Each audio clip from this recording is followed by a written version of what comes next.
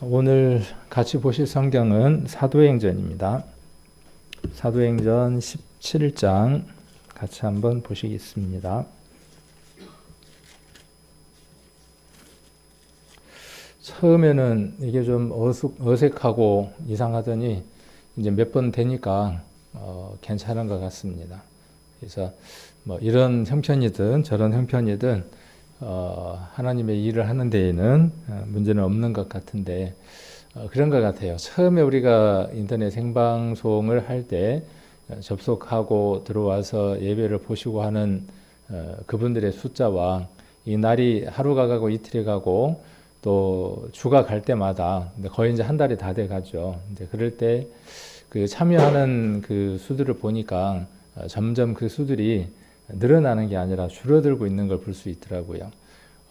편하면 또 편리하면 좋을 것 같지만 결코 그렇지 않다는 것이죠. 우리가 습관을 쫓아서 예수님이 기도하시고 또 그렇게 하셨던 것처럼 우리가 그 정해진 장소 또 정해진 시간 그 속에서 우리가 육체가 경건에 이르도록 연습하는 이 일들은 참으로 소중한 일이다 하는 생각들을 한번 해봅니다. 몸은 앉으면 그 다음 어떻게 하고 싶으냐 하면 눕고 싶고, 그렇죠. 누우면 그 다음 어떻게 하고 싶냐 하면 이제 계속 이제 자고 싶고, 또 자다 보면 어떻습니까? 더 자고 싶고 하는 것이 우리 육신의 요구이고 본능인 것 같습니다.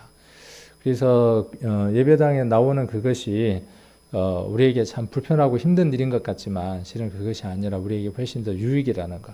집에서 휴대폰을 열어서 그 주소만 클릭을 하면 바로 열리는 그 편리함, 그것이 하나님께로 더 가까이 가고 좋을 것 같지만 실은 그렇지 않다는 것들을 우리는 이런 것들을 통해서 한번 확인해 볼 수 있는 것 같습니다. 그래서 우리가 정말 이 육신이라고 하는 것이 주님 앞에 갈 때까지 어떻게 잘 다루어야 하는지는 이런 일들을 통해서 우리가 잘 경험을 해볼 수 있는 것 같습니다.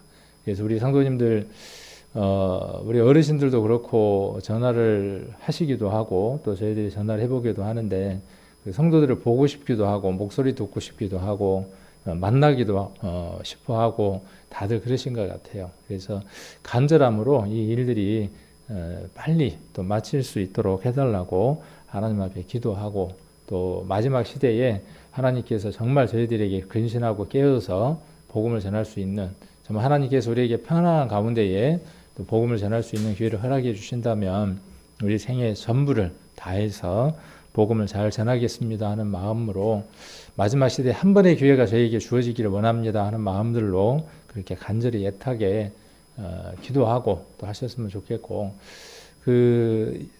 이러니까 우리가 복음 전하기가 어렵다 이러니까 힘들다 하는 것보다는 이럴 때일수록 세상 사람들하고 구별된 모습 또 여타 어떤 종교인보다도 훨씬 더 우리의 모습들이 하나님과 가까이 있는 그런 모습들을 보여줄 수 있고 또 힘있는 모습들을 보여줄 수 있어서 그들에게 이번에 오히려 복음을 전할 수 있는 귀한 기회로 삼으셨으면 좋겠습니다. 많은 게 걱정이 됩니다. 저도 그 TV를 보면 우리가 했던 그 단어들 그다음에 우리가 쓰는 어떤 모습들 이런 것들에 대한 유사성들이 있죠. 어차피 그들이 말하는 하나님, 그들이 말하는 성경, 그들이 말하는 예수님, 그들이 말하는 종말, 그들이 말하는 천국 이 모든 용어들이 성경 안에 있고 모든 교회들이 그 용어들을 함께 이렇게 공유하고 쓰고 있기 때문에 믿지 않는 사람들에게는 지금이 정말 혼란스럽고 모든 것들을 묶어서 너희는 같은 사람들이야, 같은 모습이야 이렇게 말할 수밖에 없는 그런 상황들 가운데 있는 것 같습니다.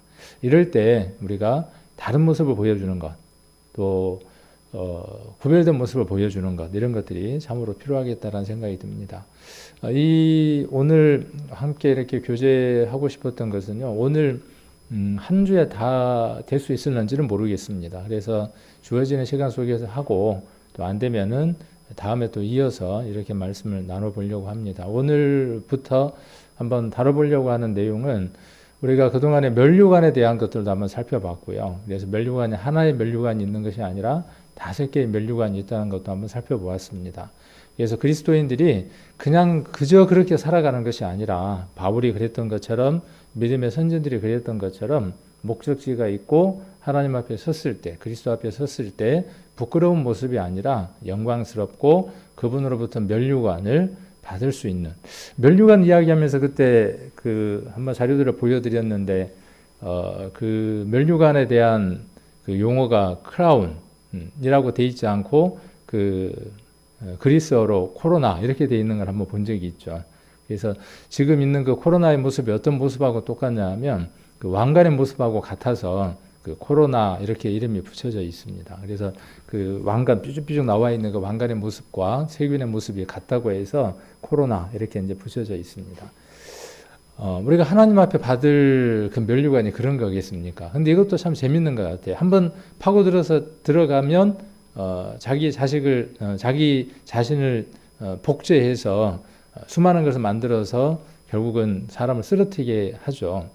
우리도 어쩌면 이런 부분들이 필요하겠다는 생각도 듭니다. 우리가 한 사람을 전도하기 위해서 그 어떤 단체처럼 그런 방법이 아니라 정말 선하고 하나님이 옳게 여기시는 방법들로, 그 하나님이 선하고 옳게 여기시는 방법은 어떤 것이냐 하면요, 그리스도께서 하나님 자신이지만 그분이 오셔서 우리에게 베푸신 그 일들을 우리가 이루어내는 것이죠. 그래서 그들을 위해서 우리가 희생하고 그들을 위해서 우리가 그 하늘에 그 미랄이 되어져서 죽어지는 것까지가 복음을 전하는 것들이겠죠. 그래서 오늘은 이 5 그 심판에 관한 내용들을 한번 살펴보려고 합니다. 그리고 그 5 심판 가운데에 그리스도의 심판대가 포함되어 있습니다. 그래서 지난번에 우리가 5 면류관에 대한 내용을 그리스도 심판대 앞에서 봤습니다라고 이야기를 했는데, 그 시점과 때나 이런 것들을 성경을 통해서 조금 뼈대를 잡을 필요가 있겠다 싶어서 성경에 나오는 심판에 대해서 한번 쭉 살펴보려고 합니다. 지난번 우리 오전도사님 말씀하셨던 내용들하고 일부가 또 시대적으로 그 역사적으로 겹칠 수도 있겠고요. 그래서 이런 시간들을 통해서 예수님 오신 이후에 역사가 어떻게 이루어져 갈 것인가 하는 것에 대한 중심들을 잡고 있다 그러면 어떤 이단의 교리라든지 이런 것들이 들려오거나 또 유혹하려고 할 때 성경을 통해서 분명하게 그런 부분들을 정리할 수 있어서 미혹되거나 끌려가는 일들에 대한 방지가 되겠다라는 생각도 듭니다. 그래서 사도행전 17장 31절을 먼저 한번 보시면, 사도행전 17장 31절입니다. 각 가정에 따로 계시기는 하겠지만 그래도 같이 한 목소리로 읽어보도록 하겠습니다. 이는 정하신 하나님으로 사람으로 하여금 천하를 공의로 심판할 날을 작정하시고 이에 저를 죽은 자 가운데서 다시 살리신 것으로 모든 사람에게 믿을 만한 증거를 주셨음이니라 하니라. 아멘. 이 바울이 그 우상으로 가득했던 그리스, 아테네 이런 곳에서 복음을 전하다가 알지 못하는 신이라고 새겨진 그 신단이 있는 그곳에서 바울이 복음을 전하면서 이 이야기를 했던 것이죠. 그래서 이는 정하신 사람으로 하여금, 이는 누구냐면, 이는이라는 말은 뭐냐면 앞에 쭉 나와 있는 내용들을 이야기를 하는 것이죠. 그래서 하나님이 생명과 호흡과 만물을 주시는 분이다. 그래서 하나님 멀리 떠나 계시는 분이 아니라 우리들 가까이 계시는 분이다. 그래서 28절에 우리가 그를 힘입어 살며 기동하며 있다. 이렇게 이야기를 합니다. 그리고 30절에 보시면 뭐라고 이야기하느냐 하면 회개하라. 이렇게 이야기를 하시죠. 그래서 하나님을 알지 못했던 시대에는 하나님 허물지 않았지만은 그러나 그리스도가 이 세상에 오셔서 그 모든 것들을 드러내고 계시기 때문에 회개하라. 이렇게 이야기를 하시는 겁니다. 그래서 이는이라고 하는 것은 앞에 나와 있는 쭉 내용을 쭉 정리하는 그 접속이 되는 단어이기도 하죠. 그래서 이는 정하신 사람으로 하여금, 그렇죠? 이 정하신 사람은 누굴까요? 우리가 성경을 쭉 읽으면서요, 신약은 어느 날 갑자기 신약 성경을 기록한 어떤 사람들의 자기들이 하고 싶은 대로 기록한 글이 아닙니다. 우리가 잘 아시는 것처럼 구약도 성령의 감동하심을 입은 사람들이 하나님께 받아서 기록했던 것처럼요. 그러니까 구약의 모든 내용들은 어떤 것이냐 하면 하나님이 드러내시고자 했던 그 뜻과 계획들을 먼저 알았던 사람들이 말하고 기록해 놓은 것이 구약이죠. 그러면 그들이 먼저 뭘 알았냐는 것이죠. 그들이 먼저 무엇을 알았느냐 하면 이 세상은 죄악된 세상이다. 그 죄악된 세상에 죄가 들어온 것은 무엇 때문이다. 그리고 이 죄에 대한 문제는 인간이 해결할 수 없는 것이다. 율법이라고 하는 것은 인간의 죄가 얼만큼 가득 찼는가 하는 것을 알려주는 기준이 되는 것이다. 그리고 그 죄에 대한 문제를 해결하기 위해서는 값을 치러야 한다. 그래서 속죄 제사법이 있고, 그리고 그걸 통해서 무엇을 이야기하느냐 하면 그것은 온전한 것이 아니다. 그래서 이것을 온전하게 해결하기 위해서는 사람이 해결할 수 있는 것이 아니다. 죄는 인간이 짓지만 인간이 지은 죄에 대한 값은 인간이 치를 수 없기 때문에 그 문제를 온전하게 해결할 수 있는 한 분이 오셔야 한다. 그래서 여기 지금 정하신 사람이라고 하는 것은 그것을 이야기하는 것이죠. 구약에 있는 그분. 그래서 우리가 잘 아시는 것처럼 사도행전 7장과 9장과 여러 사도행전을 통해서 여러 성경들을 통해서 기록되어 있는 내용이 뭐냐 하면 정하신 사람이 오신다는 거예요. 사람이 오신다는 거예요. 하나님이 사람이 되어주신다는 거예요. 그럼 왜 하나님이 사람이 되셔야 하냐는 거죠. 하나님이 왜 사람이 되어주셔야 하느냐 하는 것에 대한 내용이 구약의 주된 내용들이겠죠. 자, 그래서 정하신 사람으로 하여금 천하를 공의로 심판할 날을 작정하시고 이렇게 말씀하셨죠. 그러니까 이 정하신 사람이 어떤 권한도 가졌냐 하면요. 이 정하신 사람에게 있는 권한 하나가 있습니다. 그 권한이 어떤 것이냐 하면 공의로 심판할 날을 작정하시는 분이 어떤 분이냐 하면 이 분이에요. 그러니까 예수 그리스도가 무엇을 하시느냐 하면 심판의 주인이고 심판의 주입니다. 하나님이 그분이시기도 하지만 이제 그 모든 권한이 모든 것이 누구에게 있느냐 하면 예수 그리스도에게 있는 것이죠. 자, 그래서 공의로 심판한 날을 작정하시고 그랬죠. 이 저는 누굽니까? 앞에서 이야기하신 정하신 사람이죠. 저를 죽은 자 가운데에서 다시 살리신 것. 이것은 누가 하신 일입니까? 하나님이 하신 일이죠. 하나님이 하신 일이 어떤 것이냐 하면 정하신 자를 죽은 자 가운데에서 다시 살리신 것이에요. 어느 책에도요, 어느 경전 속에도 이러한 내용은 기록되어 있는 책이 없습니다. 오로지 우리가 보고 있는 이 성경 속에만 이 내용이 기록되어 있습니다. 그래서 저를 죽은 자 가운데서 다시 살리신 것. 그것으로 자, 모든 사람에게 무엇을 주셨습니까? 믿을 만한 증거를 주셨음이니라 아니라. 이거 누가 지금 하는 얘기예요? 이거 지금 누가 하는 얘기입니까? 바울이 하는 얘기죠. 바울이 어디에다가 이방신을 섬기는 그 많은 사람들에게 지금 이야기를 하고 있는 거죠. 우리가 전도해야 될 내용의 핵심이 무엇입니까? 우리 교회 와야 됩니다. 가서 상담 한번 받아봐야 됩니다. 앞으로 상담이라는 말도 참 어렵게 생겼어. 끊임없이 뉴스에서 나오는 게 뭐예요? 상담. 끊임없이. 이제 우리가 한번 우리 교회 가서 성경 공부 한번 해봅시다. 그럼 뭐라 그러겠어요?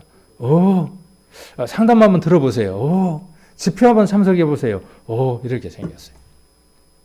근데 오히려 이런 것이 정말 믿으려고 하는 사람들, 찾으려고 하는 사람들을 찾을 수 있는 한 방편이 되기도 할 것 같아요. 정말 알곡만 골라내는 그런 시점이 또 되기도 하는 것 같습니다. 그래서 여기 보시면 믿을 만한 증거를 주셨다 그랬어요. 믿을 만한 증거. 자, 다시 저를 죽은 자 가운데서 다시 살리신 것으로 모든 사람에게 믿을 만한 증거를 주셨다. 이렇게 지금 이야기를 하고 있죠. 자, 여기 이 믿을 만한 증거라 그랬는데, 자, 우리는 전도 집회를 통해서 상담을 통해서 무엇을 이야기를 하느냐 하면 성경이 충분히 믿을 만한 책이다. 성경에 기록되어 있는 내용들은 허구가 아니라 실제로 있었던 얘기, 역사적이고 의학적이고 과학적이고 다분히 사실을 이야기하고 있는 책이다.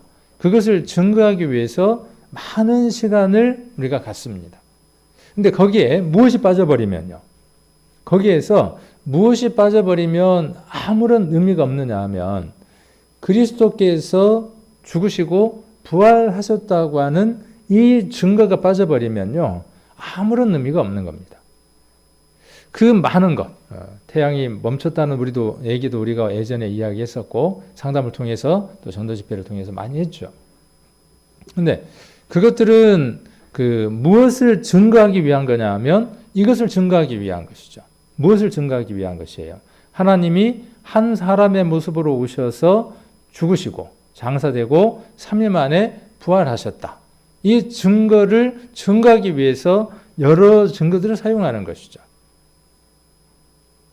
무엇이 그 심령 안에 믿어지지 않으면요, 성경이 사실이라는 게 그 안에 믿어지지 않으면, 자기가 죄인이라는 사실이 믿어지지 않으면, 그리고 그리스도께서 십자가에서 왜 죽으셨는가? 사람이 죽고 장사되고 3일 만에 부활할 수 있는 그 특별한 능력을 가진 분이 계시다고 하는 그 믿음이 없이는 구원에 이를 수 없는 것이죠. 우리는 전도라고 하는 게, 상담이라고 하는 게 뭐냐면요, 그걸 하는 겁니다. 교회 오세요, 와보세요, 들어보세요. 그래서 우리 각자가 앞으로 어떻게 무장되어져야 되느냐 하면요, 바울이 그랬던 것처럼, 빌립이 그랬던 것처럼, 스데반이 그랬던 것처럼, 사도행전에 나오는 많은 믿음의 선진들이 그랬던 것처럼 무엇을 전하는 사람이냐 하면 그리스도가 당신을 위해서 죽으셨고 장사됐고 부활했다고 하는 그 메시지를 전달하는 겁니다. 그게 전도고 그게 사람을 살리는 일이죠. 자, 그러한 사람들이 하나님을 어떻게 섬겨 나갈 것인가, 또 어떻게 복음을 잘 전할 것인가, 그 내용을 잘 전할 것인가에 대한 가르침을 받는 장소가 어디냐 하면 교회고 우리 교제들의 장소가 되는 것이죠. 자, 그래서 여기 믿을 만한 증거예요. 그러니까 정말 성경을 통해서 믿을 만한 증거는 뭐라는 거죠? 많은 믿을 만한 증거가 있어요. 성경에서 수많은 믿을 만한 증거들이 있습니다. 우리는 무엇을 통해서 믿었습니까? 라고 이야기할 때, 성경에 정말 믿을 만한 증거가 뭐가 있습니까? 라고 이야기했을 때, 이전에는 무엇을 이야기했냐 하면 노아 홍수요. 소돔과 고모라요. 소돔과 고모라에 불과 유황이 내렸는데 거기 불과 유황이 어떤 유황하고는 다릅디다. 그래서 그것은 하나님으로부터 온 것이기 때문에 성경은 사실입니다. 그게 내가 성경을 믿는 증거입니다. 이렇게 우리가 이야기를 하기도 했다는 것이죠. 그러나 아까 잠깐 말씀을 드렸던 것처럼 그것은 무엇을 믿게 하기 위한 증거들입니까? 진짜 믿어야 할 증거를 증거하기 위한 작은 증거들이라는 사실이죠. 그것이 전부가 아니라, 야, 성경이 사실이라는 걸 믿었다? 하나님이 살아계시다는 걸 믿었다? 근데 뭐가 없으면요? 무엇이 없으면? 여기 지금 17장 31절에 기록되어 있는 저를 죽은 자 가운데에서 다시 살리신 것. 그리스도의 죽음과 부활에 대한 확신이 없으면, 그것을 믿지 않으면, 그것을 믿고 있지 않으면 아무 상관이 없는 겁니다. 모든 지식이, 성경을 배우는 모든 것들이 어디로 인도되어지지 아니하면요, 이 그리스도가 죽으셨고 부활하셨다고 하는 이 진리에, 이 사실에 도달하지 않았으면, 그것이 그 사람 안에 이루어져 있지 않으면 그리스도의 사람이 아닙니다. 너희가 하나님이 한 분이신 줄 믿느냐? 잘 하는도다 귀신들도 믿고 떠느니라. 하나님 한 분이라는 건 다 아는 거예요. 귀신도 안다라고 이야기를 했습니다. 그래서 우리가 마지막 날 그 5번째 심판이 있을 때, 백보자 심판이 있을 때 죽은 자들을 부활을 시켜서 심판을 할 때, 그때 그 심판의 내용들을 보면 무엇이 나오느냐 하면 두려워하는 자들이 있고 믿지 않는 자들이 있습니다. 그러니까 두려워한다는 것은 무엇이냐면요, 믿는다는 얘기입니다. 하나님이 계시다는 사실을 알고 있고 하나님이 계시다는 걸 믿어요. 성경 안에 있는 많은 증거들을 믿기 때문에 성경에 기록되어 있는 내용들을 바라보면서 두려움이 있는 겁니다. 두려움에는 형벌이 있다고 하는 그 말씀대로 두려움은 하나님께 가까이 가지 못한 증거죠. 하나님을 믿는다는 거예요. 그러나 그게 천국 갈 수 있는 증거냐? 아니라는 겁니다. 자, 저와 여러분이 예수님이 죽으시고 장사되고 부활하셨다고 하는 그 사실에 관한 확신이 있습니까? 성경을 통해서 그 사실을 증거함을 받으셨냐는 거죠. 그래서 여기 두 가지로 한번 생각을 해볼 수 있어요. 믿을 만한 증거라고 되어 있죠. 믿을 만한 증거예요. 그러니까 이 시점이 어느 시점이죠? 믿을 만한 증거니까 시점이 그리스도를 믿었을 때입니까? 믿지 않고 있을 때입니까? 이 믿을 만한 증거라고 하는 얘기는 어떤 얘기냐 면 시점이 믿지 않을 때의 시점이에요. 그래서 성경에 기록되어 있는 모든 것들을 믿고 있지 않는 시점에서 그 모든 사실을 믿게끔 하게 하는 최고의 증거가 무엇이라고 지금 바울은 이야기하느냐 하면 그리스도께서 죽으셨다는 것과 장사됐다고 하는 것과 부활했다고 하는 것. 이것은 부정할 수 없는 사실이다. 이것은 증거다. 그렇게 이야기를 하는 겁니다. 그러니까 믿지 못하는 사람들에게 뭘 보고 지금 믿으라고 이야기하는 겁니까? 자, 많은 자잘한 여러 증거들을 통해서 결국은 어떤 것을 믿어야만 이 증거, 그리스도가 죽으셨고 장사됐고 부활됐다고 하는 이 사실이 증거라고 하는 거죠. 무엇? 믿을 만한 증거라는 거예요. 아직 믿지 못한 사람들에게. 그러면 이 사실을 믿고 있지 못하다 그러면 아무 관련이 없는 겁니다. 자, 이것을 이제 시점을 조금 달리해 봅시다. 우리가 믿기 전에 믿으려고 할 때 무엇이 증거가 됐습니까? 골고다 언덕에 섰던 그 십자가가 우리에게 증거가 돼서 우리가 그분을 믿을 수 있게 됐습니다. 물론 그 뒤에는 여러 가지 역사적인 사실, 의학적인 사실 이런 것들을 통해서 거기에 이르도록 하나님이 이끌어 주셨습니다. 자, 그러면 이제 믿은 입장에서는 어떨까요? 여러분들이 믿고 있는 입장에서 예수 그리스도가 죽으셨고 장사됐고 부활됐다고 하는 것은 여러분에게 어떤 의미일까요? 그래서 여기 프로젝트에다가 두 가지로 표현을 해뒀습니다. 모든 사람에게 믿을 만한 증거하고 가로 열고 확신이라고 해뒀습니다. 그래서 믿지 않는 사람들에게는 증거가 되는 것이고요. 믿고 있는 사람들에게는 뭡니까? 자, 불안이 있고, 이게 내가 정말 믿고 있는 이것이 사실일까? 하나님 나라가 정말 있을까? 천국이 있을까? 지옥이 있을까? 그거에 대한 확신을 얻는 데에 꼭 필요한 게 무엇이라는 거예요. 그리스도께서 죽으시고 장사되고 부활됐다고 하는 것에 대한 확신이 필요하다는 것이죠. 그래서 세번역을 보니까 이 내용을 잘 표현을 해뒀더라고요. 그것은 하나님께서 세계를 정의로 심판하실 날을 정해 놓으셨기 때문입니다. 하나님께서는 자기가 정하신 사람을 내세워서 심판하실 터인데 그를 죽은 사람 가운데에서 살리심으로 모든 사람에게 확신을 주셨습니다. 그러니까 예수님이 죽고 부활하신 그 부활은 믿지 않는 사람들에게는 증거입니다. 그런데 구원함을 받고 그 증거 속으로 들어가 있는 사람에게는 뭐냐 하면 확신입니다. 그래서 우리는 그리스도의 죽으심을 바라보면서 확신을 얻고 장사되어진 것을 보면서 확신을 얻고 부활을 통해서 확신을 얻는 것이죠. 그 모든 내용이 어디에 기록되어 있고 말씀 속에 기록되어 있고. 자, 그리고 여기에서 우리가 하나 더 바라봐야 할 게 뭐냐 하면 그 그리스도의 죽으심과 부활하심은 무엇에 대한 기준이 되어진다는 것입니까? 오늘 사도행전 17장 31절에서 이야기하고자 하는 것은 뭐냐 하면 심판입니다. 심판이 반드시 있다는 거예요. 그 심판의 주가 누구라는 겁니까? 심판의 주관자가 누구라고 지금 말하는 것이냐 하면 그분이 그리스도다라고 이야기하고 있는 겁니다. 그분이 심판하실 거라는 거예요.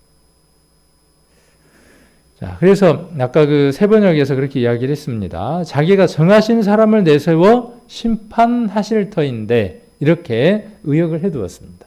그 얘기나 똑같은 얘기입니다. 지금 우리가 보고 있는 이 개역 한글에서 보고 있는 공의로 심판하는 날을 작정했다. 그리고 정하신 사람으로 하여금 이렇게 기록되어 있기 때문에 그 정하신 자 예수 그리스도가 무엇을 하신다는 겁니까? 공의로 심판할 날을 작정하시는 거예요. 그분에게 심판의 권한이 다 주어져 있는 겁니다. 그러니까 이 사실을 우리는 찾아서 확인할 필요가 있는 거죠. 시편을 같이 한번 보시겠습니다. 아까도 제가 그 말씀을 드렸지만 성경은 하나님의 감동으로 된 것이라 그랬고 구약에 기록되어 있는 모든 것들이 하나님의 감동으로 하나님의 뜻들이 기록되어 있는 겁니다. 시편 9편을 이따가 보려고 합니다. 시편 9편은 찾아놓으시고, 그런데 신약도 마찬가지로 어떻게 되어진 성경이죠? 하나님의 감동으로 기록된 것입니다. 그러면 하나님의 감동이 구약도 감동이고 신약도 감동이고 그러니까 두 내용이 어떻겠습니까? 동일한 거예요. 그래서 구약에 나와 있는 이 내용들을 신약의 감동을 받은 사람들이 어떻게 하느냐 하면 인용을 합니다. 구약에 있는 성경들이 어떻게 하느냐 하면 신약은 어떤 내용들로 이루어져 있냐 하면 구약의 감동을 받아서 기록된 내용들이 그 작정하신 자가 오셔서 어떻게 성취됐는가에 대한 내용들을 감동을 받은 사람들로 하여금 기록하게 합니다. 그래서 신약을 읽을 때는 여러분들은 어디를 꼭 찾으셔야 되느냐 하면 그 사람들이 이야기하는, 믿음의 선진들이 이야기하는 그 내용들이 구약과 어떻게 연결되어져 있는가를 찾는 겁니다. 그러니까 성경은 해석이 별도로 필요치 않는 책이에요. 왜? 서로 어떻게 되어져 있으니까 구약에 대한 내용을 신약에서 설명을 해주고, 신약에 있는 내용들을 어디에서 설명을 해주고, 구약에서 설명을 해주고, 누구를 설명하기 위한, 예수 그리스도를 설명하기 위한 것이에요.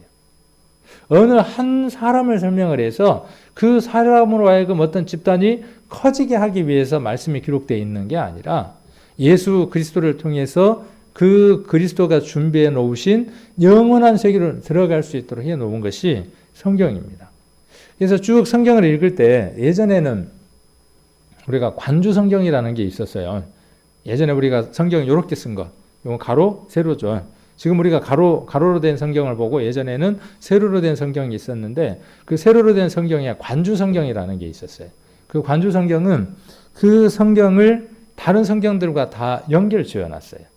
구약 성경과 연결 짓고 또 신약에서도 그 말씀과 유사하거나 도움이 되는 것들을 연결을 지어놨습니다. 이것을 잘 하면요, 성경은 잘못 해석할 수가 없습니다. 그래서 제가 성경을 보면서 또 이렇게 말씀을 나누면서 주된 방법들은 어떤 방법들로 하느냐 하면 본문을 선택하면, 말씀을 하나 선택을 하면 어떻게 하느냐 하면 그 말씀과 연관된 성경들을 다 찾습니다. 그리고 그 말씀들이 본문과 어떻게 연결되어져 있는가를 다시 한 번 더 정리를 합니다. 그러면 그림들이 그려집니다. 어떤 얘기를 해야 될지를 그려집니다. 그래서 성경은 이렇게 이해하고 받아들이고 하면 되는 겁니다. 그래서 지금 심판을 작정했다. 심판할 날을 작정했고 정하신 사람이 그 일을 하신다.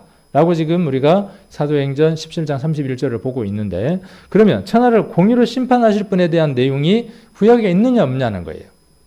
그러니까 구약에 있는 내용을 지금 누가 지금 인용하고 있는 겁니까? 바울이 인용하고 있는 겁니다. 구약에 있는 모든 내용들을 하나님의 감동을 받은 그가 구약 성경을 읽었겠죠. 그도 알고 있었겠죠. 그것들을 어떻게 하는 겁니까? 하나님의 감동함을 받아서 그 말씀들을 지금 인용하고 있는 거죠.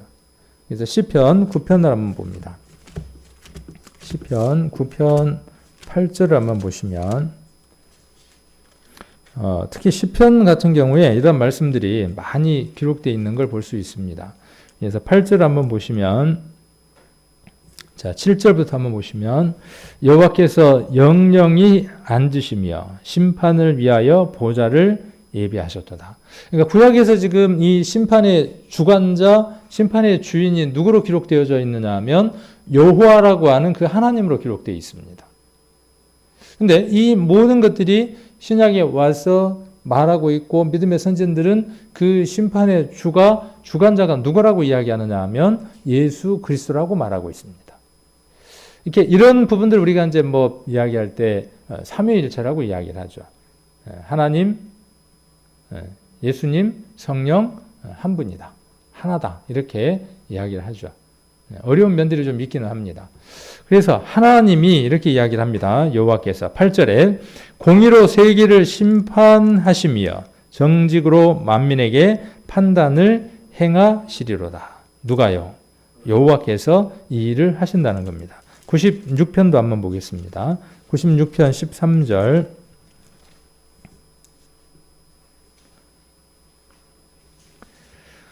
96편 13절도 보시면 저가 임하시되 땅을 판단하려 임하실 것임이라.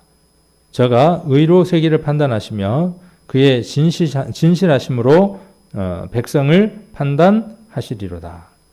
그래서 저는 누구냐면 하나님입니다.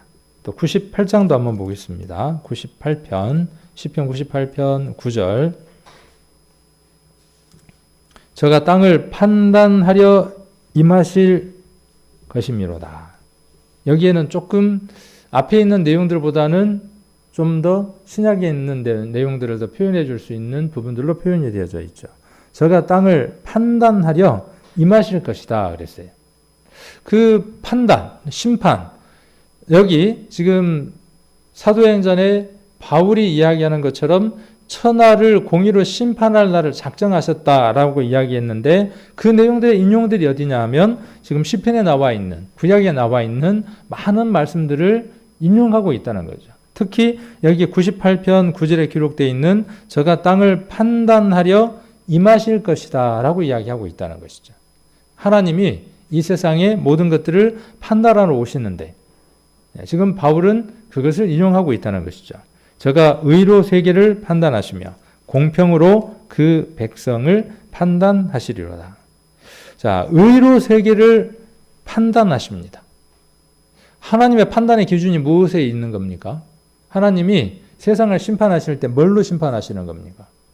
자, 율법, 우리나라에 있는 법을 가지고, 민법을 가지고, 사법을 가지고 아닙니다. 하나님은 뭘로 심판하십니까? 안 복잡해요. 하나님의 심판의 방법은요, 복잡한 게 아니에요. 아주 심플하고 간단합니다. 하나님의 심판의 방법은 무엇에 있느냐 하면 의에 있습니다. 의. 딱 한 가지입니다. 그러니까 쉬운 거예요. 하나님의 심판의 방법은 복잡한 게 아니라 아주 간단한 겁니다. 내가 그 하나님의 판단에 위배됐느냐 위배되지 않았느냐의 판단의 기준은 아주 복잡한 게 아니라 아주 간단한 겁니다.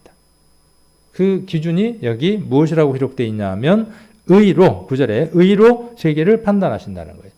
신약에 와서 예수님 뭐라고 말씀하셨습니까? 너희가 그의 나라와 무엇을 구하라 그랬습니까? 그의 의를 구하라 그랬어요. 그러니까 성경은 똑같습니다. 구약에 나와 있는 내용과 신약에 있는 내용들이 다 일치합니다. 예수님이 오셔서 전혀 다른 내용을 이야기하시는 게 아니라 구약에 그분께서 말씀하셨던 것을 그분이 오셔서 그대로 말씀하시는 겁니다. 그래서 의로 공평으로 세상을 백성을 판단하시는 겁니다. 그 판단 기준에 위배되면 어디로? 영원한 형벌 속으로. 거기에서 합당한 사람이면 영원한 하나님 나라로. 그럼 의라는 게 뭡니까? 항상 이렇게 질문을 드리잖아요. 그런데 쉽게 또 답을 또 이야기해 드렸어. 그런데 늘 잊어버려. 그러니까 어떻게 하는 겁니까? 계속 반복할 수밖에 없는 거죠. 의라는 건 복잡한 게 아니에요. 그냥 옳은 거예요. 네. 옳은 것, 하나님이 기쁘시게 여기는 것, 선하게 여기시는 것. 하나님에게 옳은 건 무엇일까요? 하나님이 옳게 여기시는 것. 하나님이 가장 바르게 여기시는 게 뭘까요? 하나님이 가장 바르시게 여기는 게 뭐냐 하면 하나님이 인간의 모습이 되셔서 인간의 죄를 대속하시는 일입니다. 그것이 하나님에게 있어서 가장 바른 것입니다. 하나님이 그것을 가장 바르게 여기시는 겁니다. 그러니까 의라는 건 뭐냐 하면 하나님이 의로 정하신 것이 무엇이냐 하면 인간의 모습으로 오셔서 죄를 대속하시는 그 일, 그것이 뭐냐 하면 의예요. 그것이 하나님의 의예요. 그러면 우리가 구해야 될 게 뭘 구해야 되는 겁니까? 하나님이 이 세상에 왜 오셨는가를 아는 겁니다. 그것과 일치되는 게 뭐냐 하면 의인이 되는 겁니다. 그러니까 의인이라는 건 착하게 살지 말라는 말이 아니에요. 가난한 사람을 돕고 또 이번에 뭐 대구나 그런 일들이 있을 때 도울 수 있으면 그런 마음도 있어요. 제게는. 그랬으면 좋겠다는 마음이 있어요. 그럴 때 어떻게 하는 겁니까? 하는 겁니다. 그것도 바른 거예요. 착한 거예요. 근데 그건 우리가 세상을 살아가는 동안에 세상의 관계 속에서 갖는 기준들이에요. 근데 하나님 나라의 기준은 뭡니까? 아까 제가 말씀드렸던 것처럼 그겁니다. 의라고 하는 것. 자, 이건 누구에게나 공평해요. 그렇죠. 누구나 다 가질 수 있어요. 누구나 다 가질 수 있는 겁니다. 누구나 다 소유할 수 있는 겁니다.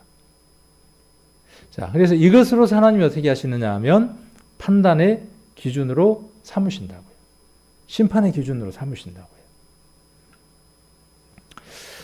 자, 그래서 이제 그 심판이 누구로부터 시작이 되느냐 하면 하나님이 인간의 모습으로 오셔서 9절에 땅을 판단하러 오셔서 어떻게 하느냐 하면 심판하시는 일을 시작하셨고 그 심판하는 일을 시작하셨고 지금도 그 심판이 진행형 가운데 있는 거죠. 그래서 그 심판을 인터넷을 한번 찾아보니까 누가 이렇게 그림으로 잘 정리를 해 두었더라고요. 우리는 때로는요, 성경을 정리할 때 도표화하는 것도 필요합니다. 그리고 그림으로 정리하는 것도 좋습니다. 그러면 이게 한눈에 들어옵니다. 머릿속에 들어와 있고 그 부분들 속에서 성경을 정리해 두면 성경이 굉장히 쉽게 정리들이 됩니다. 그리고 누구를 만나서 이야기할 때도 이 그림 한 장을 머릿속에 그려놓고 이야기를 해 나가면 오류들이 없게 되죠. 성경 속에는 이렇게 5개의 심판을 이야기를 하고 있습니다. 첫째 심판은 성도가 되느냐 되지 않느냐에 대한 기준이 되는 심판이 있습니다. 첫 번째 심판입니다. 이 심판은 이미 끝났죠. 이 심판은 이미 끝났습니다. 그리고 이 심판은 어떻게 이루어지느냐 하면 아까 믿을 만한 증거를 주셨기 때문에 이 증거 속으로 들어가면 이 심판에서 하나님이 의로 여기는 자가 되고 이 심판 속에서 의로 여겨지지 아니하면 불의한 자가 돼서 영원한 불모 속으로 들어가는 겁니다. 그래서 이 심판에 대한 것들을 좀 더 자세하게 나눠서 이야기를 하려고 하는데 먼저 두 번째 심판이 있고 첫 번째 심판이 있고 두 번째 심판이 있는데 두 번째 심판은 지난번에 제가 자세히 한번 이야기를 했었죠. 그리스도의 심판대라고 말씀을 드렸습니다. 그래서 성도들이 행위를 따라서 심판받는 그 심판대가 있습니다. 이 심판대는 미래형인 거죠. 앞으로 다가올 심판인 겁니다. 자, 그리고 세 번째 심판이 있는데 이 세 번째 심판은 우리와 아무런 상관이 없습니다. 이 심판은 유대인들의 심판입니다. 그래서 마태복음 24장에 기록되어 있는 끝까지 견디는 자는 구원을 얻는다고 하는 아주 특별한 케이스에 속하는 심판이 있습니다. 그래서 이것은 유대인들을 위한 심판이 준비되어 있고요. 그 다음 네 번째 심판이 준비되어 있는데 이 심판도 우리와 상관이 없습니다. 이 심판은 민족들을 심판하는 심판입니다.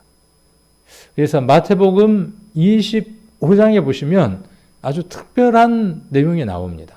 마태복음 24장, 25장, 26장 계속해서 마지막 일어날 일들에 대한 이야기를 예수님 말씀하시면서 유대인에게 일어날 일들, 또 이방인, 세계 각국의 민족들에게 일어날 일들을 예수님께서 여러 가지 것들로 말씀을 해주고 계십니다.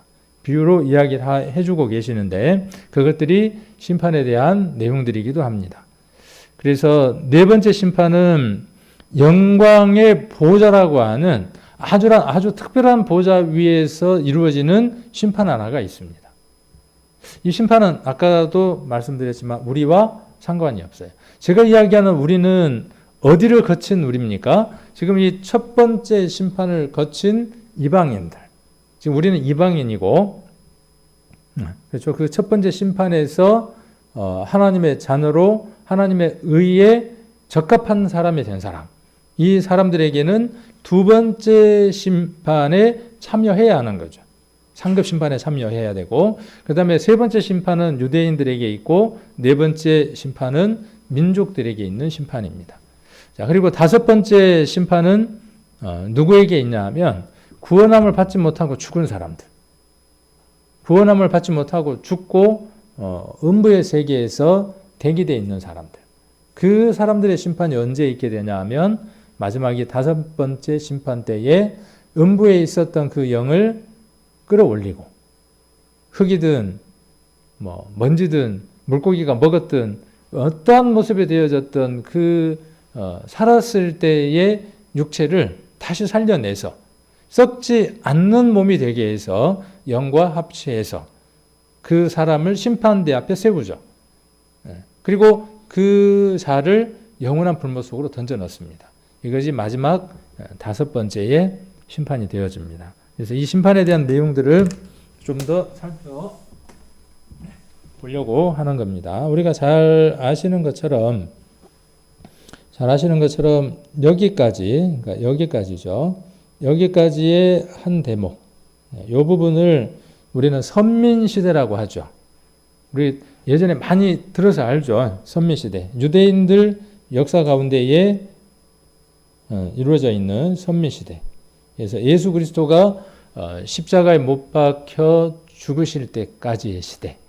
그래서 유대인들에 의해서 하나님의 역사의 시간들이 돌아갔던. 그래서 유대인들에게 그 하나님과의 관계가 이루어졌던 시대. 그래서 여기를 선민시대라고 우리가 이야기를 하죠. 자, 그리고 여기서부터 시작해서 여기는 좀 그림이 좀 작긴 한데 여기까지. 이 부분의 시간을 우리는 이방인의 때라 그럽니다. 그리고 은혜의 때라고 이야기를 하고 구원의 때라고 이야기를 하고 들어보셨나요? 자, 그래서 성경에 찾아보면 이 단어들이 계속 나옵니다. 이방인의 때, 구원의 때 이렇게 기록되어 있습니다.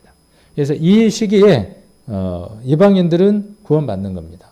누가 이 이방인들이 구원을 받을 수 있도록 포문을 열었습니까? 바울이 이방인의 사도가 되어서 복음을 전했죠. 유대인들에게도 복음을 전하고 그리고 이방인들에게 구원을 받는 일들을 우리가 사도행전에서 확인해 볼 수 있었죠. 그래서 여기에 이방인들이 구원받습니다. 얼마의 수가 구원받을까요? 얼마의 수가? 몰라요. 14만 4천?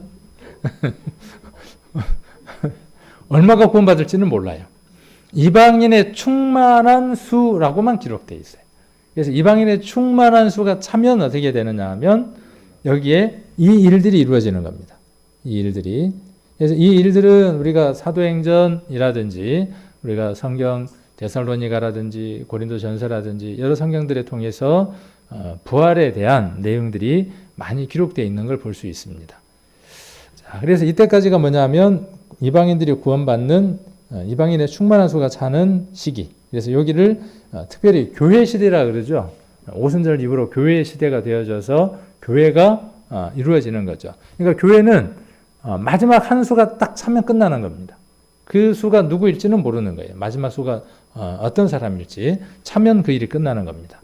자, 그리고 위로 올라가서 구원받은 사람들은 여기 위에서 뭘 하느냐 하면 7년 동안 혼인잔치를 하는 겁니다. 그 혼인잔치와 함께 무엇이 있느냐 하면 상벌에 대한 심판이 있는 거죠. 벌이라 그러니까 지난번에 여기를 뭐라고 이야기했냐 하면 배마라 그랬죠. 이것은 부끄러움의 자리가 아니라 그랬죠. 영광의 자리라 그랬죠. 그러나 무엇은 있어요? 그거에 대한 값을 치르는 보상의 시간은 있는 것이죠. 그래서 우리 그 면류관을 받는 그 장면을 이야기했었잖아요. 자, 그래서 그 일들이 있고 땅에서는 무엇이 있게 되느냐 하면 7년이라고 하는 기간 동안에 땅에는 환란이 있게 됩니다. 이 환란은 아까 말씀드렸던 것처럼 유대인들이 구원받는 기회가 주어집니다. 자, 이때 구원받는 사람의 수가 제한되어 있죠. 유대인들에게는. 몇 명으로요? 12지파 몇 명씩? 그 이제 많이가 잘하라. 많이가 많이 알고 있거든요. 많이가 많이 알고 있는데, 근데 뭔가 잘못 짚고 있는 거죠. 잘못 짚고 있는 겁니다. 그래서 14만 4천이 차면 그 영생 불사의 몸이 된다네요, 다들. 땅에서. 그런데 그건 성경과 전혀 다른 얘기인 겁니다. 그래서 우리가 지난번에 오전사님이 잠깐 그 부분에 대한 언급을 했지만 14만 4천이라고 하는 수가 12지파에서 입맞는 내용들이 7장에 기록되어 있는 걸 볼 수 있습니다. 그래서 그 7장은 누구를 위한 기록들이냐 하면 유대인들을 위한 기록들입니다. 이방인들을 위한 기록들이 성경에 있는가 하면 유대인들을 위한 기록들이 있습니다. 우리가 모든 성경 우리에게 교훈으로 기록되어 있기 때문에 모든 것을 다 교훈으로만 받을 수 있느냐? 그렇지는 않다는 것이죠. 어떤 부분은 문자적으로 역사적으로 그들에게 해당되는 것들도 있고 그걸 통해서 우리가 교훈으로 얻는 것이죠. 그러나 그것과 일치될 수는 없어요. 그래서 예를 들어서 여호와의 증인이다. 그러면 여호와의 증인이 될 수 있는 조건은 이방인에게는 없는 겁니다. 우리가 이사야서 43장에 기록되어 있는 야곱아 이렇게 이야기했던 이스라엘아 이야기했던 그 여호와의 증인이라고 하는 것은 가방을 들고 댕기면서 둘이 짝지어 댕기는 그들이 여호와의 증인이 될 수 있느냐? 없어요. 여호와의 증인이 되려면 반드시 누구의 피를 물려받아야 되느냐 하면 아브라함의 피를 물려받아야만 하는 겁니다. 이 14만 4천에 참여되기 위해서는 반드시 누구의 족보 속에 들어가는 사람들이어야 되죠. 그렇죠. 이만희? 많이가 여러 사람을 많이 바꿔놨어요. 아니에요. 반드시 그 피에 합당한 자들이어야만 합니다. 그 시간 속에 그 속에 들어가 있는 그들이어야만 가능한 겁니다. 그래서 우리가 이런 그 그림 하나만 잘 이해를 해도요. 아, 그것이 어떻게 문제가 있는가를 잘 구별해낼 수 있죠. 그리고 성경을 읽으면서 아, 이 말씀이 어디에 해당된다는 걸 알 수 있게 돼요. 이 시기에 해당되는 거구나 하는 것들을 알 수 있게 되죠. 읽으면서. 그래서 7년이라는 기간 동안에 환란이 있게 되고 이 전 3년 반, 후 3년 반으로 나뉜다는 것도 우리는 너무나 잘 알죠. 그렇죠. 너무나 잘 알고 있습니다. 그래서 우리가 이 요한계시록을 잘 이해하기 위해서는 다니엘서라든지 에스겔서라든지 이런 것들을 잘 이해해야 될 필요가 있죠. 예전에 한번 이 부분에 대해서 다니엘의 7일에 70일에 대해서 한번 수요일날 한번 말씀을 해드렸던 적도 있어요. 다 잊어버리셨죠. 그거 한번 계산을 하고 뭐 여러 가지 것들을 뭐 이야기 한번 했던 적들이 있거든요. 근데 좀 우리하고 먼 일을 갖고 어려우니까 이해를 못했던 적도 있는데 그래도 괜찮아요. 다시 한번 반복을 할 필요가 있으니까 이 부분에 대한 것들은 다음에 한번 또 시간을 내서 그 도표화 해가지고 다니엘서라든지 에스겔서라든지 여러 성경들을 연결 지으면서 이 말씀이 여기에 해당되는 것이구나 하는 것들에 대한 얘기를 좀 더 할 필요가 있을 것 같아요. 그래서 그런 부분들은 다음에 한번 또 해보도록 하고 빠른 시일 내에 자, 그 다음 여기에 다시 무엇이 있느냐 하면 1000년의 시간이 주어집니다. 그래서 요한계시록에 보면 사단을 이 세상을 미혹했던 사단을 어떻게 하느냐 하면 잡아서 1000년 동안 임봉하는 일이 있게 됩니다. 가둬놓는 일이 있게 되죠. 그래서 여기에는 어떤 일이 이루어지느냐 하면 독사굴에 손을 넣어도 독사가 물지 않고 그러니까 독사가 지금 문다는 건 독사가 물고 싶어서 문 거예요. 왜 문 거예요? 임봉됐던 마귀가 어떻게 하기 때문에 여차하면 확 물게 했던 그 힘들이 있기 때문에 물게 했다라는 거예요. 사자와 어린 양이 함께 뒤놀아. 자, 무엇 때문에 그러지 못했다는 것이죠? 자, 이런 내용들이 어디에 기록되어 있는 겁니까? 이사야서에 기록되어 있죠. 그래서 천년 왕국 동안에 일어날 일들에 대한 내용들이 여기에 기록이 되어 있습니다. 이 내용들입니다. 자, 이곳이 들어가기 이전에 이곳에서 어떠한 일이 있느냐 하면 우리가 마태복음 25장에 나와 있는 네 번째 심판이 있게 됩니다. 그래서 여기에서 여기에서 혼인잔치를 하던 그 사람들이 교회죠. 그러니까 교회입니다. 교회가 들려 올라갔던 교회, 그 교회 속에 저와 여러분이 있는 거니까. 그래서 예수님이 신랑이 되고 우리가 신부가 되어져서 그곳에서 7년 동안 있다가, 그러니까 뭐냐면 그 결혼 피로연이 몇 년 동안 있는 겁니까? 7년 동안 있는 거예요. 그리고 어디로 내려오는 겁니까? 지상으로 내려옵니다. 여기 보니까 지상으로 내려오는 성도들 그렇게 돼 있죠. 내려오는 성도 그렇게 돼 있죠. 그러니까 누구와 함께 내려오는 겁니까? 예수님과 함께 내려오는 겁니다. 우리는 예수님 빼고는 말할 수가 없는 거죠. 예수님과 함께 내려오죠. 어디로? 자, 그의 발이 동편 감람산에 선다고 돼 있죠. 그러니까 예수님이 한 번 오셨습니다. 여기 한 번 오셨고 그다음 예수님이 다시 한 번 오시죠. 그때는 누구를? 죄와 상관없이 구원받은 사람들을 부활시키기 위해서, 첫 번째 부활시키기 위해서 예수님이 여기 오시고, 그 오신 예수님이 어떻게 한다는 거죠? 오신다는 거죠. 감람산에. 그래서 이 질문을 예수님이 제자들이 예수님에게 물으셨을 때에 세상 끝에 어떤 징조가 있겠습니까? 라고 물었을 때 예수님이 말씀해 주셨던 내용은 어디 시점의 내용을 이야기하는 거냐 하면 이 시점, 예수님의 발이 동편 감람산에 서실 것에 대한 내용들을 이야기를 하는 것이죠. 그래서 마태복음 24장에 보시면 예수님이 감람산에 앉으셨을 때라고 이렇게 이야기를 하고 있는 걸 볼 수 있습니다. 그래서 그 내용들은 일부 어디에 관한 내용들을 이야기를 하고요. 그 내용들은 일부 어디에 관한 내용들을 이야기를 하고 있고, 이 휴거 전에 대한 내용들을 예수님이 이야기를 하고 있고, 이것이 있기 이전에 전에 대한 내용들을 일부 이야기를 하고, 휴거가 있을 것이라는 얘기를 하고, 그 다음에 끝까지 견디는 자는 구원을 얻을 것이라고 이야기를 하고, 그리고 이 부분에 대한 얘기도 예수님이 이야기를 하시고, 그래서 마태복음 25장에 대한 내용은 이방인에게 관한 비유가 아니다는 거예요. 그래서 마태복음 25장을 읽으면서 어떤 두려움을 갖느냐 하면, 야, 구원함을 받았는데 그 속에서 분리해낸단 말이냐? 의인과 악인을, 양과 염소를 분리해낸다는 말이냐? 이렇게 이해되어지니까 어때요? 그 말씀들이 이해가 좀 어려웠던 면들이 있죠. 그런데 이렇게 시대를 나눠놓고 보면, 아, 이것은 유대인들에게 주어지는 내용들이구나. 그 이후에 주어지는 내용들이구나 하는 것들을 이해할 수 있게 되죠. 자, 그리고 어디로 넘어가느냐 하면 영원한 새하늘과 새 땅으로 넘어가는데, 이때 1000년 동안 인봉했던 사단을 어떻게 놓습니까? 이제 풀어놓죠. 풀어놓을 때 어떠한 일들이 있게 됩니까? 전쟁이 있게 되죠. 그러니까 이 천년 왕국이 어디에서 이루어지느냐 하면요, 땅에서 이루어집니다. 이 땅을 어떻게 하느냐 하면 에덴 동산처럼 회복시킵니다. 그래서 이 땅을 이사야서에서는 뭐라고 이야기했냐 하면 새 하늘이라고 이야기를 했고 새 땅이라고 이야기를 했습니다. 자, 여기도 뭡니까? 새 하늘이고 새 땅입니다. 그러니까 성경을 읽을 때 헷갈려요, 안 헷갈려요? 이사야서를 읽다 보면 새 하늘과 새 땅이 나오고 요한계시록을 읽다 보니까 새 하늘이 새 땅이 나온단 말이에요. 단어가 똑같으니까 어때요?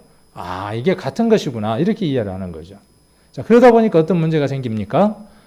땅을 유업으로 받아서 땅에서 얼만큼 산다는 거예요? 영원히 산다고 이야기를 하는 거예요. 우리가 땅에서 여기서 얼만큼 사느냐 하면 60년, 70년, 100년 가까이 삽니다.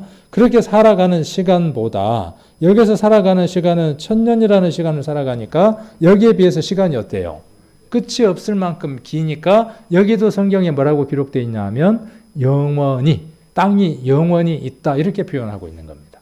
그 영원이라는 단어가 여기에 있는 그 영원이라는 단어가 아니라 상대적으로 어디에 비해서, 그 짧고 유한한 거에 비해서 기니까 땅을 유업으로 받아서 영원히 산다라고 이렇게 기록되어 있습니다.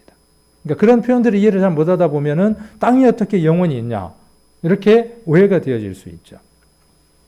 그래서 이런 부분들은 이제 조금 있다가 또 뭐 이번 주가 아니더라도 이 부분에 대한 것들을 하나씩 한번 성경을 찾으면서 이해를 해 나가 보면 좋을 것 같습니다.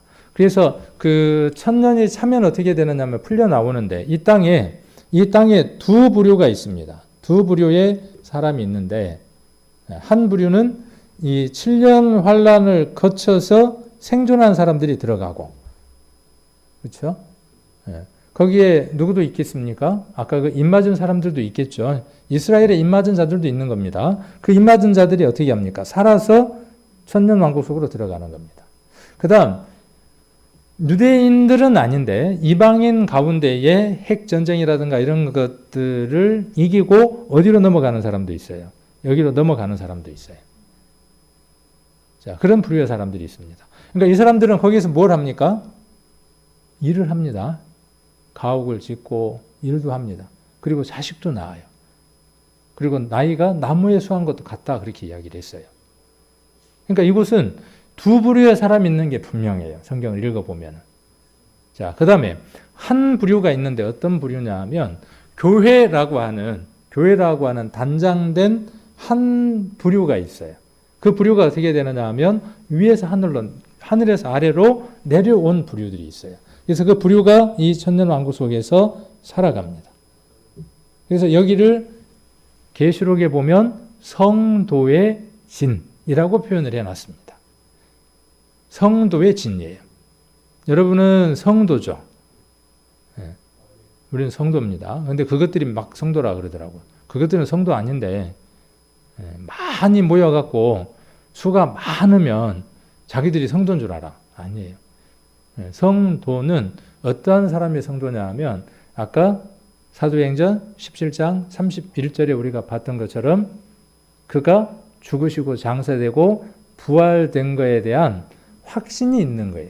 그 증거를 붙든 사람들이에요. 그 사람이 어떤 사람이냐 하면 성도입니다. 그런 사람들이 모여있는 진이 있다고요. 자, 이 사람들은 죽어요, 안 죽어요? 결혼해요, 안 해요? 부활 때에는 시집도 장가도 안 간다고 말씀하셨어요. 자, 요 부류의 사람들이 있습니다. 나중에 이것들을 여러분들이 성경을 읽으면서 하나하나 찾아가 보십시오. 요한계시록을 읽으면 아까 천년 왕국 이후에 이 내용들이 요한계시록에 하나하나 기록되어 있습니다. 그리고 여러분들이 이것들을 여러분 눈으로 확인하고 연결 지을 때 무엇이 오느냐 하면 확신이 옵니다. 그리고 담대함이 옵니다. 흔들리질 않습니다. 근데 이런 것들이 없다 보니까 어때요? 불안한 거예요. 오히려 이번에 이런 일들이 우리에게는 좋은 시간이기도 하죠. 자, 그럴 때 우리가 잘 아는 대로 곡과 마곡을 모아서 하나님이 전쟁이 벌어지게 되죠. 그러면 이 곡과 마곡이라고 하는 건 누구를 뜻하느냐 하면 사단이 그 안에 들어가서 유혹된 무리들을 이야기를 하는 겁니다. 누구 속에? 아까 여기 살아남아 있었던 사람들이 있죠. 그 사람 안에 아까 1000년 동안 사단이 풀렸기 때문에 그들이 어때요? 순했겠죠. 그런데 1000년이 차고 나면 그 수가 많았겠죠. 얼만큼 많았겠어요? 바다의 모래알처럼 많다 그랬어요. 그 많은 자들에게 1000년이 찼을 때 풀어놓으면 그 사단이 누구 안으로 들어가냐 하면 그들 안으로 들어가서 그들이 하나님을 대적하기 시작을 하죠. 그리고 누구를 치러 들어오느냐 하면 성도의 진을 치러 들어옵니다. 자, 그러면 불이 하늘에서 내려서 모든 것들이 끝납니다. 자, 그때는 무엇이 없냐 하면 바다가 없어요. 그래서 요한계시록에는 새 하늘과 새 땅이라는 단어가 나오고 그 뒤에 무엇이 기록되어 있냐 하면 바다가 없더라 하는 수식어가 포함되어 있습니다. 그러니까 여기는 바다가 있어요, 없어요? 바다가 있어요. 자, 이렇게 해서 모든 것들이 끝나버리는 영원한 세계 속으로 들어가는 것이죠. 이것이 성경에 기록되어 있는 시간별의 심판의 내용들입니다. 자, 먼저 첫 번째 이 심판에 대한 내용은 우리가 잘 알고 있는 거니까 확인하는 차원에서 한번 살펴보고 나머지 둘째, 셋째, 넷째, 다섯 번째에 대해서는 다음에 우리가 한번 또 살펴보면 될 것 같습니다. 그러니까 요 그림 하나만 잘 갖고 있으면서 성경을 보시면 돼요. 밴드에다 올려놓을까요? 그림 한 장? 네, 올려놓도록 하겠습니다. 자, 첫 번째 심판은요. 자, 이렇게 제가 그림을 이렇게 이제 여기만 집중하도록 첫 번째 심판. 네. 자, 첫 번째 심판은 대상이 누가 되느냐 하면 믿는 사람들이 이 심판 가운데 있게 되는 겁니다. 그러니까 이 심판을 통과하지 않는 사람은 성도가 되지 않는 겁니다. 그러니까 저와 여러분은 성경상에서 심판 한번 받아버린 사람들입니다. 만일 이 심판을 받지 않았다 그러면 받을 심판이 남겨져 있는 거기 때문에 그리스도와 상관이 없는 겁니다. 우리는 실은 전도집회 때 뭘 받는 거냐 하면 심판을 받는 겁니다. 그래서 그 심판이 어떻게 이루어지는가를 전도집회 때 마지막 날 듣는 거죠. 그 심판에 누가 함께 있었다는 걸 알게 되는 거죠. 내가 함께 있었다는 걸 알게 되는 겁니다. 그래서 이 심판을 온전하게 통과한 사람들은 누구냐 하면 성도가 되어지는 겁니다. 언제 있었던 일입니까? 예수님이 태어나시고 난 이후 33년 반 사시고 6월절에 있었던 일이죠. 장소는 어디입니까? 갈보리. 여러 이름들로 불리죠. 갈보리, 골고다. 또 모양이 어떤 모양을 가졌어요? 해골의 모양을 가졌다. 그래서 골고다, 갈보리라고 이야기를 하는 거죠. 자, 근거는 예수 그리스도께서 끝마치신 일을 믿느냐 믿지 않느냐에 대해서 심판하시는 거죠. 그러니까 죄가 얼만큼 많으냐에 대한 심판을 하시는 게 아니에요. 하나님은 세상을 심판하시기를 원치 않는 거죠. 하나님 세상을 심판하시고 싶어 하지 않습니다. 모든 사람이 구원받기를 원하시는 거죠.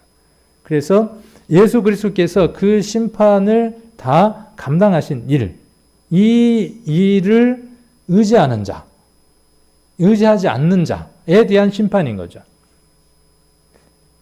그거에 대한 심판인 겁니다. 그래서 예수 그리스도께서 끝마치신 일, 결과는 어떻게 되느냐 하면 그리스도에게 죽음과 부활이 이루어지고 믿는 자에게는 의롭다 하심이 이루어지는 거죠. 이게 뭐냐 하면 하나님의 암만 생각해도 올바른 일이 없는 거예요. 이 세상에 모든 사람에게 올바를 수 있는 일이 없는 거예요. 세상 모든 사람들이 올바르게 여길 수 있는 일이 없는 거예요. 그래서 하나님이 뭘 하나 찾으신 거죠? 올바른 것 하나를 찾으신 거예요. 그게 뭐냐 하면 인간의 모습으로 내려오셔서 그 일을 이루시는 게 그분이 뭐예요? 의를 이루시는 거예요. 그러면 그 안에 들어가면 어떤 자가 되는 거죠? 의인이 되는 거죠.